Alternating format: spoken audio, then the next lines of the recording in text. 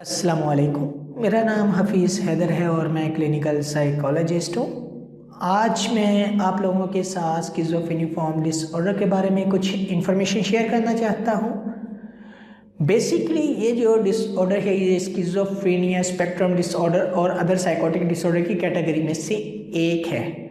जैसा कि मैं पहले बता चुका हूँ ब्रीफ साइकोटिक डिसऑर्डर को, और सेम वही चीज़ें होती हैं जो ब्रीफ साइकोटिक डिसऑर्डर के अंदर होती हैं, लेकिन इसमें थोड़ी सी सिवियरिटी का लेवल जो है ज़्यादा होता है। और एक तो ये डिफरेंस हो गया। दूसरा डिफरेंस ये है कि ड्यूरेशन। ब्रीफ साइकोटिक डिसऑर्डर में जो ड्यूरेशन होता है वो 1 महीने से कम होता है, 1 दिन से 30 दिन के दरमियान होता है, लेकिन इसका जो ड्यूरेशन होता है ये 1 माह से 6 माह के दरमियान होता है, जिसमें 1 माह जो है डिस्टर्बेंस की वजह से पेशेंट की पर्सनल, सोशल और ऑक्यूपेशनल लाइफ किसी न किसी ऐसे एरिया के अंदर डिस्टर्बेंस होना ज़रूरी है, जिसकी वजह से इसको जो है डायग्नोस किया जाता है। बहुत सारी ऐसी फैमिलीज़ आती हैं और जब कंप्लेन करती हैं कि हमारे पेशेंट में ये है, ये प्रॉब्लम है, ये प्रॉब्लम है, गुस्सा बहुत करता है, शक व शुबहात बहुत है, लड़ाई करता है, झगड़ा करता है, किसी की बात नहीं मानता, अकेला रहता है, खुद से बातें करता है और हर एक से लड़ता झगड़ता फिरता है।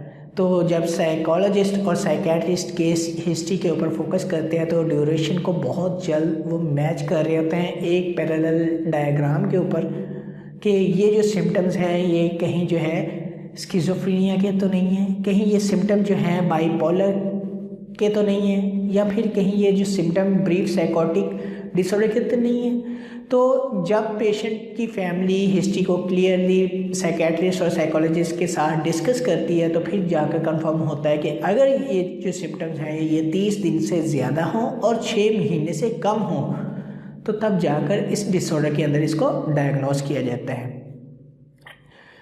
तो इसके पीछे जो है डिफरेंट काजेज़ हो सकती हैं, जेनेटिक काजेज़ हो सकती हैं, इसके अलावा अदर जो है एनवायरमेंटल फैक्टर्स हो सकते हैं और भी बहुत सारी काजेज़ हो सकती हैं।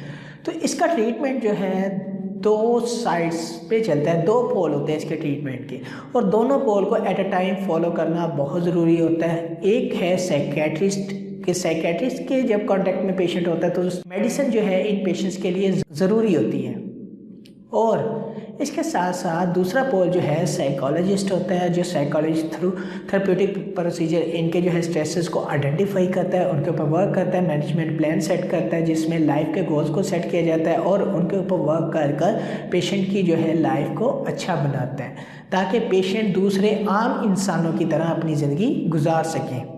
उम्मीद करता हूँ कि आप लोगों को मेरी ये वीडियो अच्छी लगी हो। अगर अच्छी लगी है तो काइंडली लाइक कीजिएगा, शेयर कीजिएगा और सब्सक्राइब ज़रूर कीजिएगा। ओके, अल्लाह हाफिज़, अल्लाह निगहबान।